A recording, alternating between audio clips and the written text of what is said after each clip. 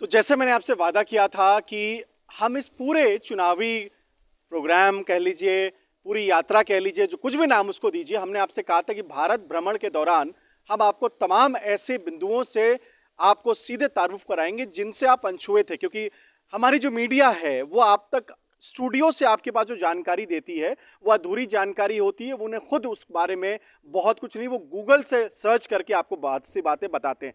लेकिन जैसे कि मैंने आपसे वादा किया था कि मैं आपको सच तक पहुंचाऊंगा, सच बात से रूबरू कराऊंगा, और इसी क्रम में मैं नागेश्वर धाम में दर्शन करने मैं यहाँ पे आया था। और गुजरात में खास तौर से, जैसे मैंने आपको अलग अलग शहरों से मैं आपसे लोगों से बातचीत करा रहा हूँ, जब नागेश्वर धाम से मैं गुजर रहा था तो मैंने यहाँ पे बाबा गोरखनाथ बाबा का यहाँ पे बोर्ड देखा, और उसके बाद मैं यहाँ पे गुरु जी के पास में आया। और सबसे बड़ी बात देखिए, ये हमारे देश की दिव्यता कह लीजिए, सरलता, सचता कह दीजिए, कि अपने किसी कार्य में व्यस्त होने के बावजूद गुरुजी ने हमसे बातचीत करने के लिए वो हमसे राजी हुए, क्योंकि वो खुद चाहते हैं कि ये जागरूकता की जो बात है वो पूरे देश के लोगों को पहुंचे, और वो ये मानते हैं कि साधना उसका एक अच्छा माध्यम भी है।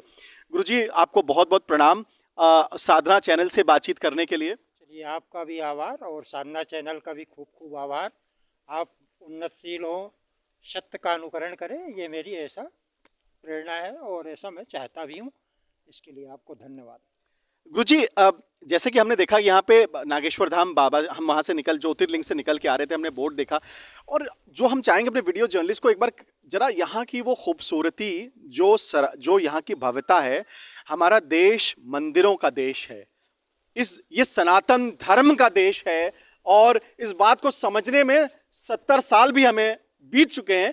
पिछले 10 वर्षों से हम ये कह सकते हैं कि सनातन धर्म के बारे में हम थोड़ा ज्यादा जागरूक हो पा रहे हैं। इससे पहले हम जागरूक तो नहीं हो पाते थे, क्योंकि उसमें बहुत सारी कठिनाइयां थी, वो हम बहुत लंबा विषय है। लेकिन इस मंदिर में हमें इतनी सौम्यता और इतना अच्छा महसूस हो रहा है। मैं अपने दर्शकों से बताना चाहता हूं कि आप बस मैं अपने वीडियो जर्नलिस्ट बोलूंगा, एक बार इन पेड़ों के जो पत्ते हिल रहे हैं, इस हवा से अंदाजा लगाए कि यहाँ पे कितना खुशनुमा मौसम है, कि हम कह सकते हैं स्वयं प्रभु श्री भोलेनाथ, मां पार्वती और पूरा परिवार, महादेव का जो परिवार है वो कहीं ना कहीं यहाँ विराजमान जरूर है, क्योंकि लगभग 43 डिग्री सेंटीग्रेड के इस गर्मी में भी हम यहाँ बहुत सुकून से बैठे हैं।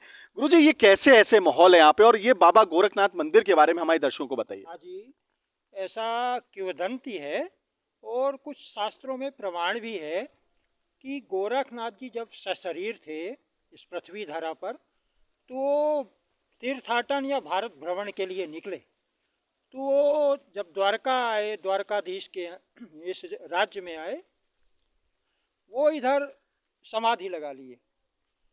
और ऐसा इधर के लोगों की किंवदंती है कि नागनाथ यानी नागेश्वर ज्योतिर्लिंग को नागनाथ कहा जाता था।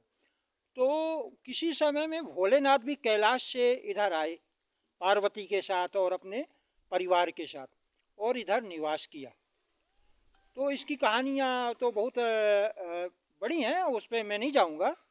तो गोरखनाथ जी इधर जब तप में लीन हो गए, तो भोलेनाथ, नागेश्वर, बस यहाँ से सीधे आप जाएंगे आधा किलोमीटर। ये प्राचीन समय में एक बहुत बड़ा नगर था नागेश्वर। ये व्यवसायिक केंद्र यानी व्यापारिक केंद्र था, यहाँ कई जाति के लोग रहते थे। तो जब गोरखनाथ जी ने इधर घोर तप किया, समाधि पे समाधिस्थ हो गए, तो भोलेनाथ को उसका भान हुआ, आभास हुआ। भोलेनाथ इधर आए और बोले, हे प्रभु, आप नागेश्वर पधारे। बोले, नहीं, अभी तो मैं समाधि में बैठ गया, तो मैं अभी जा नहीं सकता।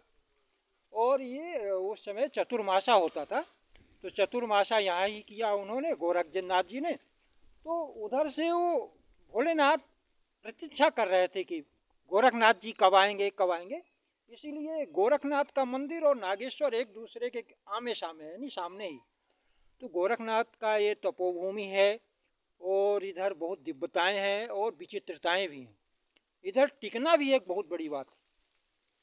इधर सामान्य पुरुष या जिसके अंदर थोड़ा भी विकार हो, वो नहीं रात्रि टिक नहीं सकता। गुरुजी मैंने ये बात गुरुजी जो बोल रहे हैं, मैं आपको बताऊं, दर्शक जो हमारे इस प्रोग्राम को देख रहे होंगे तो उन्हें लग रहा है कि गुरुजी जो ये बात कर रहे हैं उसमें कितनी वास्तविकता है। लेकिन मैं आपको बताना चाहता हूं भी कि ये पूरा एक जंगल जैसा यहाँ पे पूरा इलाका है। चारों तरफ यहाँ पे सूखा जंगल है और जैसा आपको बताया कि ये नागेश्वर धाम है, तो निश्चित रूप से यहाँ पे हम ये कह सकते हैं कि यहाँ पे नाग नागिनों का भी वास है, क्योंकि जहाँ भोलेनाथ रहते हैं वहां पे नाग नागिन ये नागराज का जरूर वास होता है। ये हमारे अपने धर्म में भी बताया गया है, चाहे वो भगवान विष्णु हैं, आप देखिए वहां पे वो नागों के बीच में ही रहते हैं। और ये एक अपने आप के हमारे देश की एक संस्कृति और सभ्यता भी है। और इस पूरे जंगल के बीच में ये इकलौता मंदिर है जिसमें गुरुजी यहाँ विराजमान है। 5000 वर्ष पुराना है ये, 5000 वर्ष पुराना ऐसा मंदिर बताया गया है। आप देखिए, और ये इस बारे में हमारे देश के लोगों को जरूर जागरूकता होनी चाहिए।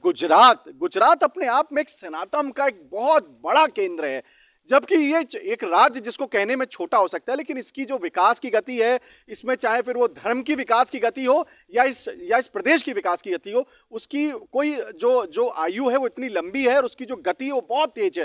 गुरुजी एक बात और खास तौर से हम पूछना चाहेंगे कि गोरखनाथ बाबा का ये मंदिर है, योगी आदित्यनाथ भी गोरखनाथ पीठाधीश्वर हैं और गोरखनाथ मंदिर गोरखपुर में भी है। इसका क्या आपस में वो है सामंजस्य है, इसके बारे में प्लीज बताएं। ये सामंजस्य ऐसा है कि वो साधुओं का आशीर्वाद कहिए या सिद्धों के आशीर्वाद से इसकी कुछ कहानियाँ ऐसी है कि किसी स्त्री के पुत्र उत्पन्न नहीं हो रहा था। वो गोरखपुर ही स्थान है जहाँ गोरखनाथ जी ने जिसको हम लोग इधर गुजराती में छड़ा बोलते हैं, यानी गोबर, उससे उत्पन्न, उधर से वो ऐसे अलौकिक दिव्यता पाई थी और वो सिद्ध, स्वयं सिद्ध थे।